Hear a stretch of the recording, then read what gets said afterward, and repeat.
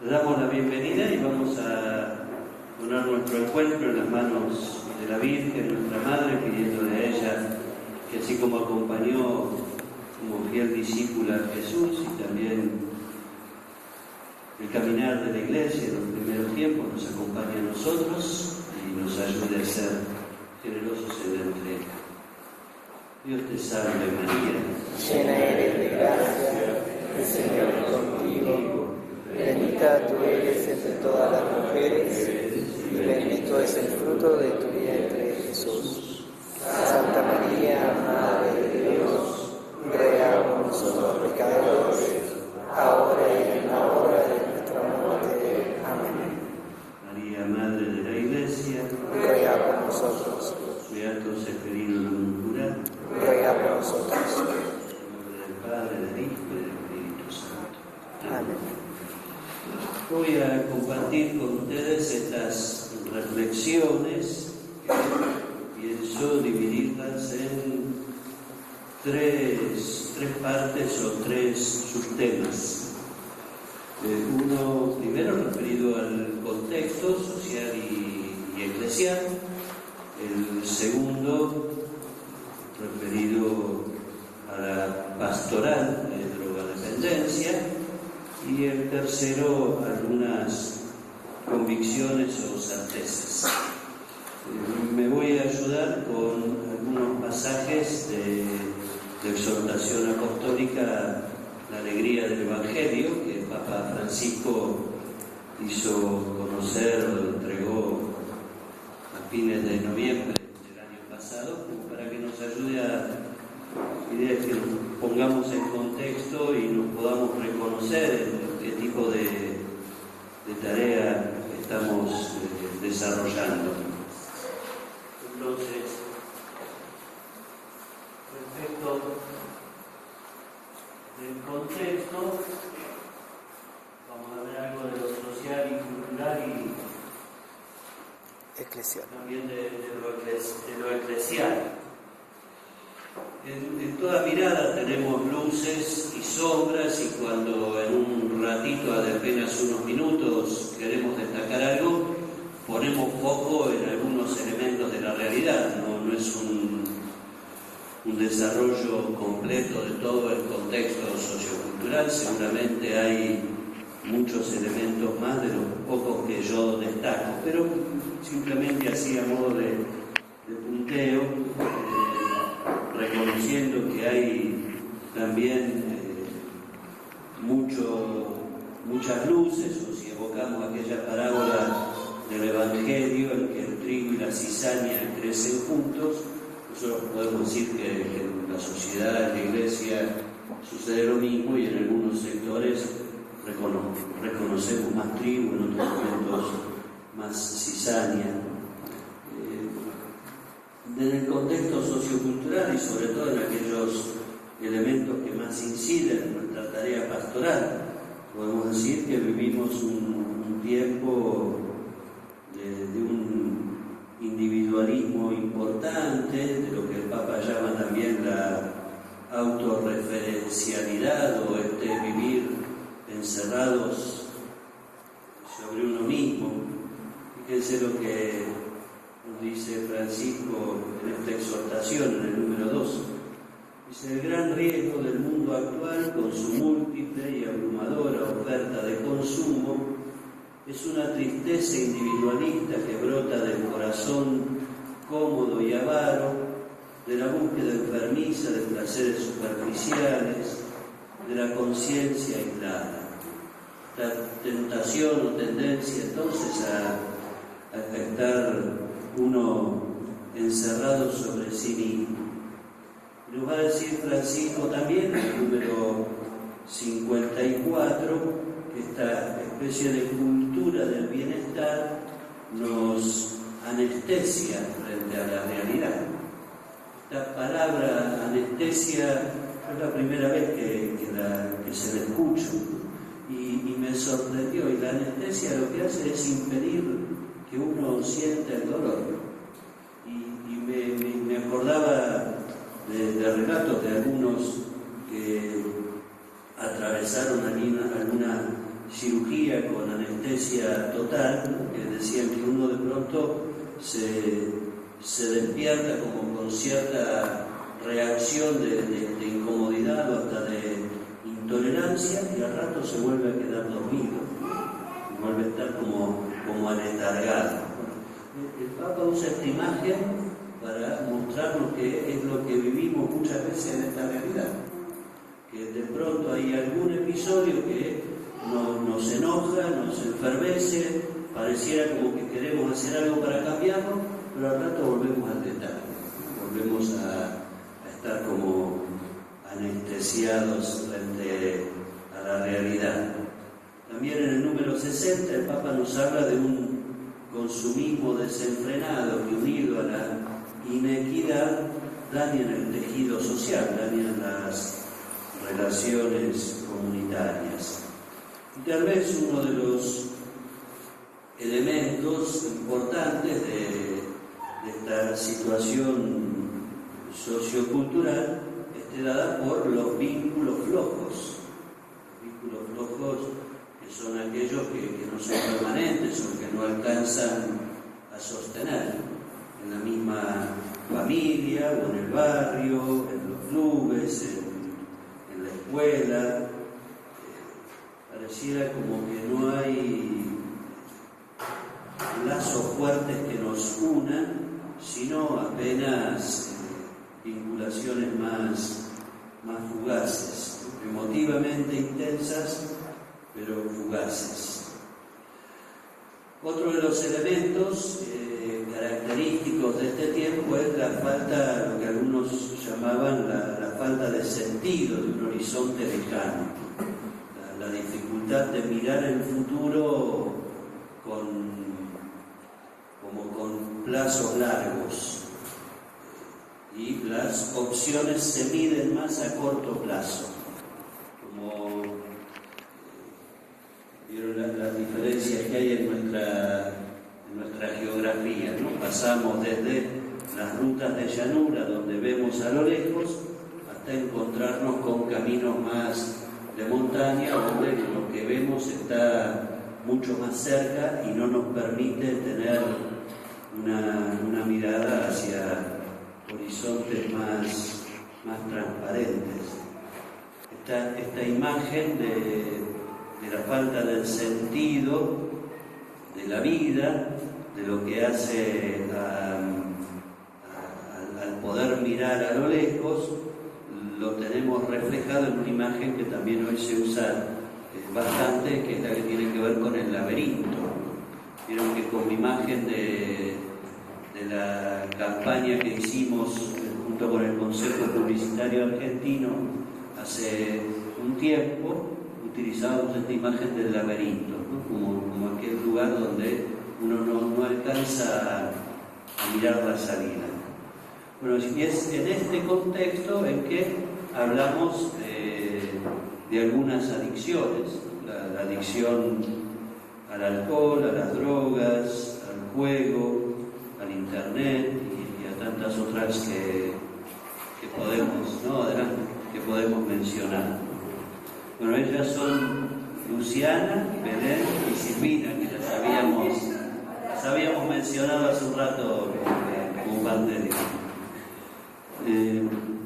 Entonces decía, en este contexto es que entendemos o que tratamos de ubicar el fenómeno de las adicciones como una búsqueda de evasión de una realidad que se presenta como agresiva a la persona, sea agresiva por estas cuestiones emocionales o afectivas de vínculos flojos, sea agresiva en la falta de un horizonte de vida a través por lo que implica la pobreza o la miseria o la falta de aceptación en el grupo, que van llevando estas conductas de algún modo autodestructivas, pero también conductas que destruyen el vínculo familiar o los amigos y que van como generando conflictos en este sentido.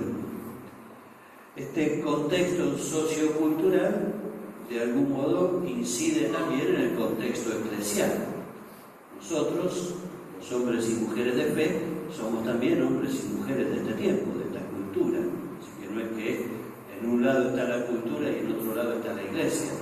Nosotros vivimos en este tiempo, vivimos con el Evangelio que nos ilumina, nos orienta, pero muchas veces este Evangelio no llega a calar en lo profundo de nuestra vida, de nuestras comunidades. Así que nosotros, en nuestra propia comunidad cristiana, no estamos ajenos también a tener vínculos flojos, o a veces vínculos funcionales, ¿no? Me acuerdo, siendo párroco, de una reunión que teníamos con catequistas una vez por mes para preparar los encuentros o las celebraciones. En una de estas reuniones, una de las catequistas que hacía 4 años que estaba en este equipo, en un momento nos dijo, bueno, me tengo que ir porque viene mi hijo de España. Y ahí le preguntamos por su hijo y nos contó una parte de la historia de su vida que nunca había salido, y una historia realmente muy fuerte, ¿no? de persecución, de enfermedad, de dificultades muy serias, y nosotros ahí, después que ella se fue, nos quedamos conversando diciendo qué nos pasa que después de 4 años nos damos cuenta de que estuvimos con Gloria como catequista, pero no con Gloria como mamá, no con Gloria con esta historia tan importante para ella y que como comunidad cristiana, como comunidad catequística, no la supimos incorporar. Salvando todas las distancias, y discúlpenme por la generalización, pero era como que a Gloria la vimos solo como catequista, en su función, ¿no? Relaciones funcionales que nos impiden percibir qué es lo que hay de personal en lo que cada uno está implicado y es a la hora de formar parte de una comunidad. El individualismo, bueno, esto de las relaciones funcionales, también el individualismo, a veces notamos y nos quejamos muchas veces de que cada uno está en la suya y que le cuesta participar, sea de un consejo pastoral, sea de una reunión diocesana. Y respecto de la droga en particular, una encuesta, o más que encuesta, un relevamiento que hicimos hace unos años, nos mostraba que en las parroquias, que la droga se ve como un problema, y como un problema muy serio. Pero frente a este problema, que genera angustia, no se puede hacer nada. La gente se queda como paralizada. A veces por miedo, a veces por la sensación de un problema que desborda. Pero de hecho, si ustedes acuden a su propia experiencia en su parroquia, en sus colegios, en las diócesis, cuando hablamos de la droga, todo el mundo nos dice qué problema, ¿no? Qué problema serio.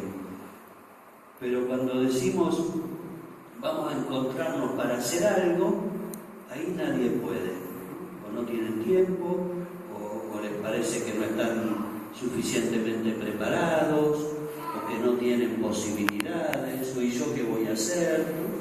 ¿No? Hay una especie de parálisis frente a esto.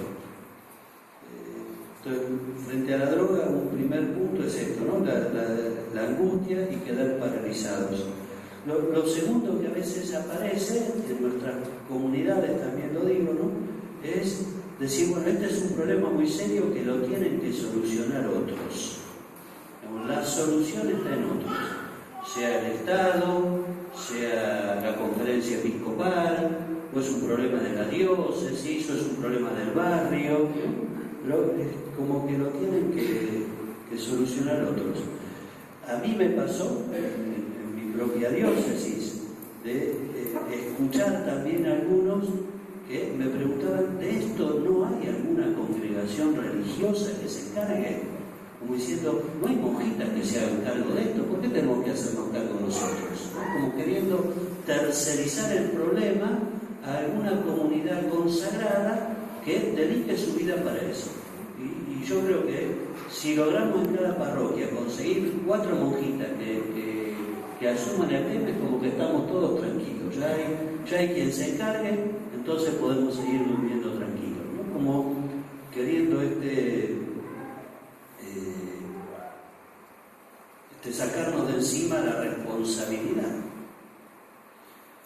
Bueno, este es el contexto eclesial también que tenemos, un contexto que amamos porque somos parte de esto también, pero que nos encontramos muchas veces con esta realidad.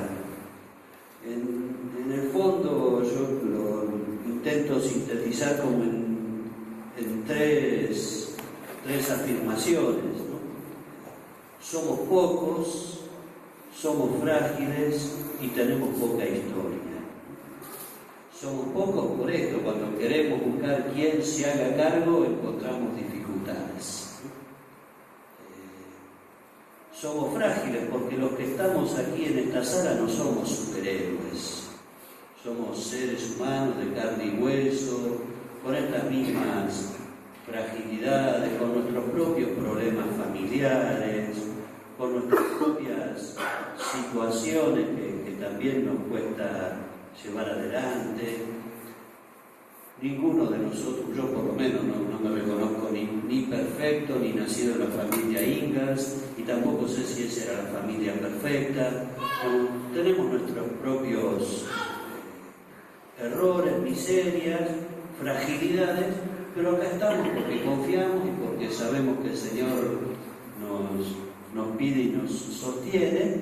Y lo tercero decía, bueno, tenemos poca historia porque no es una pastoral que haya comenzado hace tanto tiempo como pastoral orgánica. Algunos tienen una larga trayectoria de dedicación y de ocupación, pero como pastoral orgánica no tenemos tanto trayecto. Así que bueno, esto es como un primer pantallazo acerca del contexto social y cultural y eclesial. Vamos a pasar ahora al segundo punto, que tiene que ver con lo pastoral.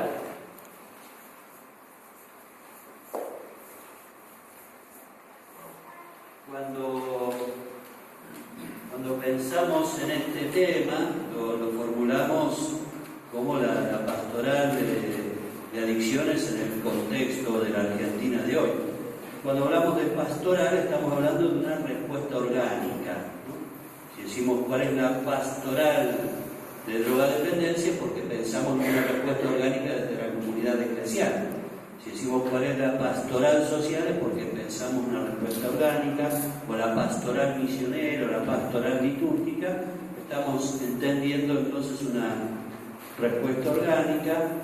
Significa entonces que no es una respuesta aislada, no es una respuesta espasmódica o improvisada, o una respuesta de algunos, sino que queremos buscarla como comunidad.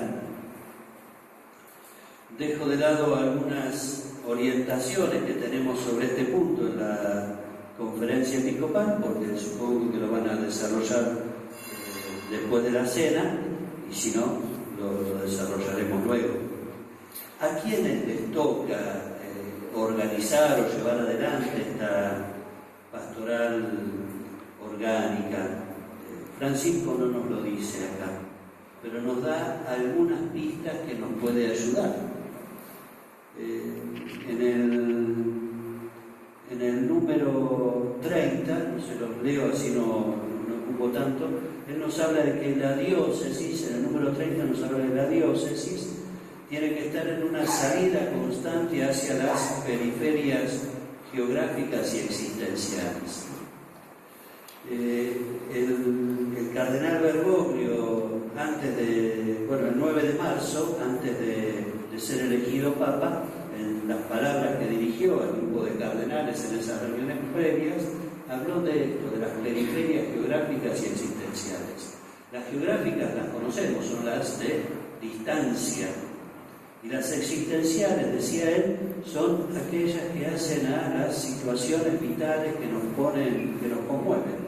La enfermedad, la muerte, la soledad, angustias en la vida, aquellas cosas que más allá de que estemos a una cuadra o 5 del templo, de la capilla, sentimos una periferia, una lejanía ahí en nuestro corazón, ¿no?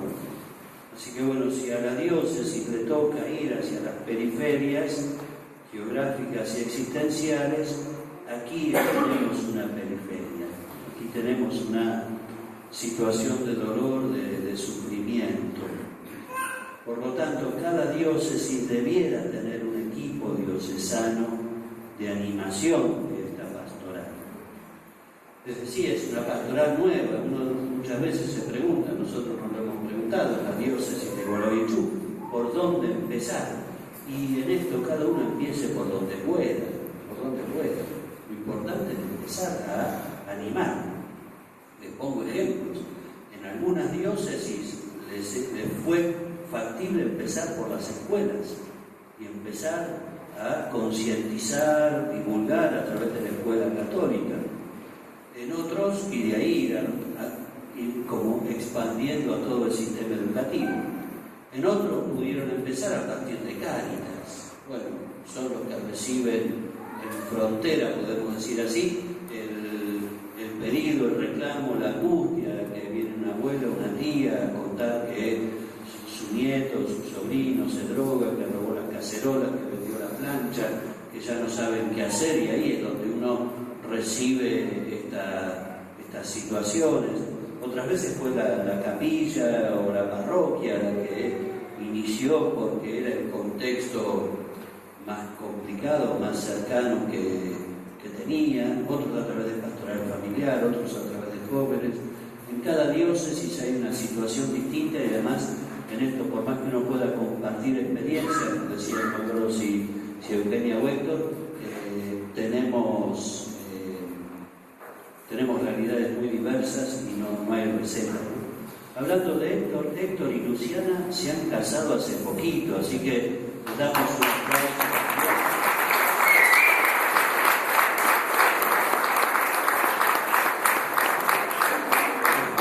Están mostrando anillos, así que si los ves con la mano así y todo es para mostrar que hace poquito y está nuevito. Así que, bueno, felicitaciones. Bueno, les decía, el equipo diocesano, ¿no? y la animación, lo que tiene que ayudar a hacernos concientizar de esto. Y la parroquia, nos dice Francisco, esto sí se los leo, en el número 28, dice, la parroquia seguirá siendo, y aquí cita algo de Juan Pablo II, la misma iglesia que vive entre las casas de sus hijos y de sus hijas. Este supone que realmente esté en contacto con los hogares y con la vida del pueblo, y no se convierta en una prolija estructura separada de la gente o en un grupo de selectos que se miran a sí mismos. Insiste Francisco aquí en esta cercanía, de estar en contacto con la realidad, con la vida del pueblo, dejando de lado esta especie de tentación que tenemos a veces de encerrarnos.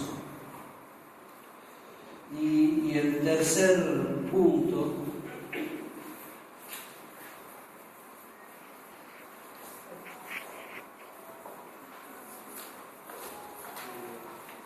quiero compartir con ustedes algunas certezas. Le encontré palabras en algunos pasajes de esta exhortación y también en mi propia experiencia.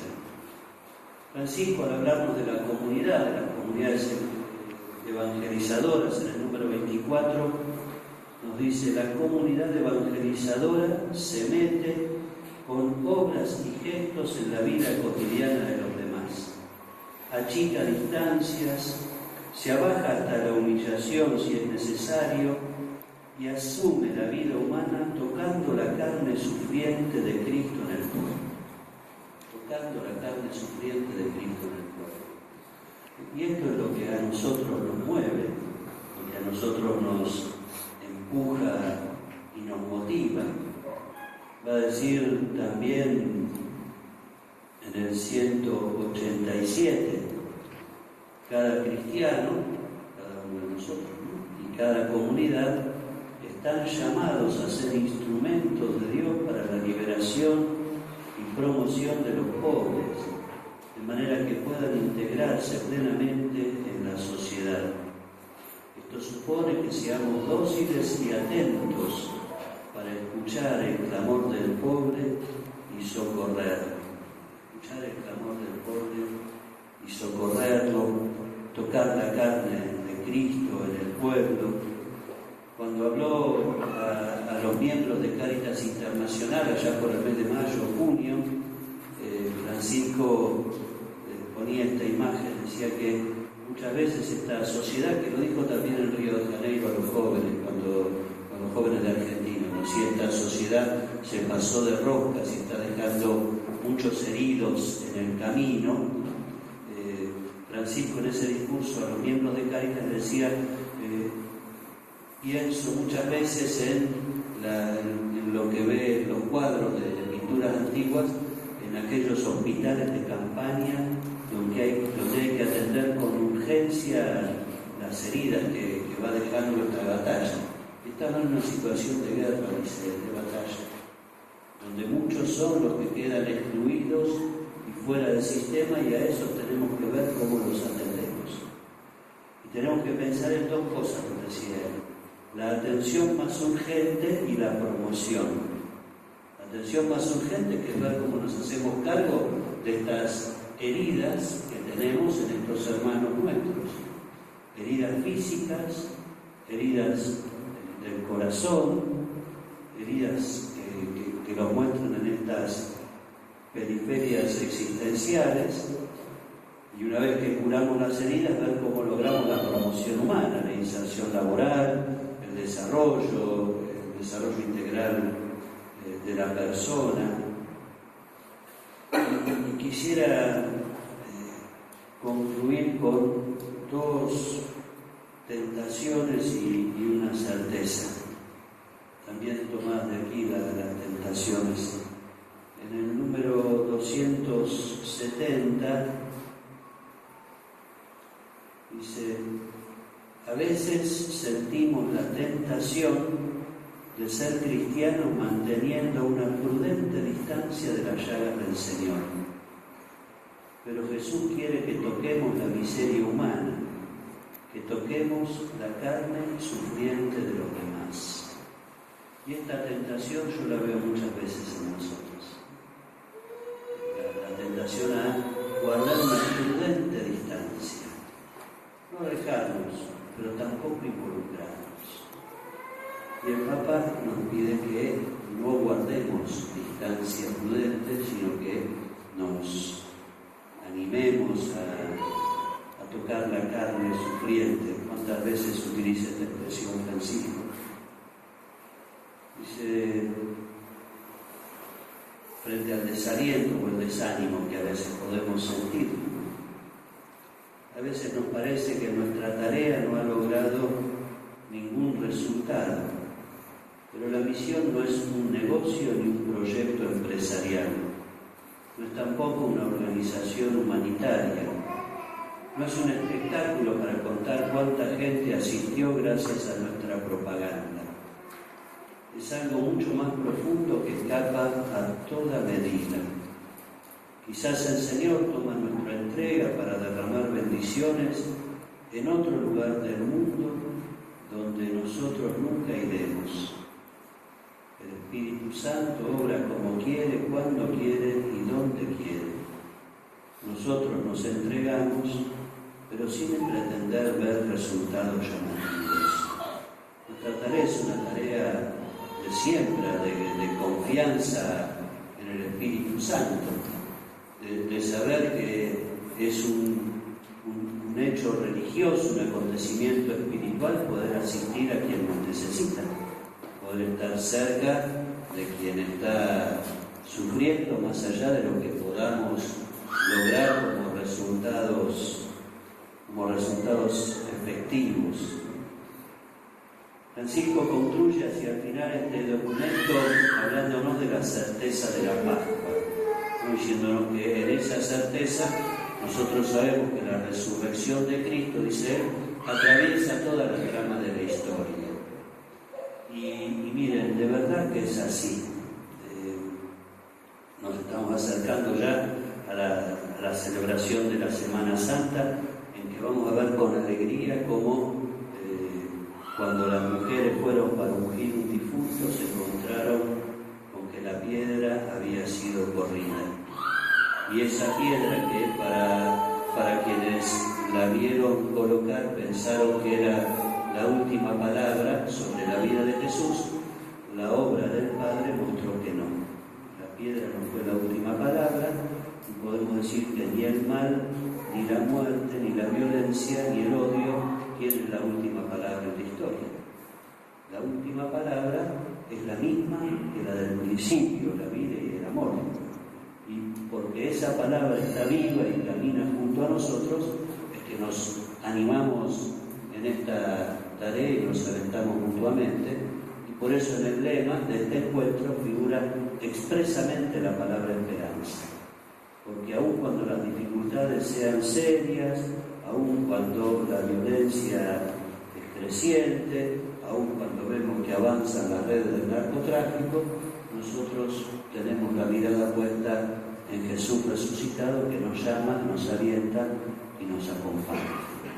Con esta certeza, entonces, disfrutemos de este encuentro que el Señor nos regala, y ahora vamos a disfrutar de la cena para no llegar tarde.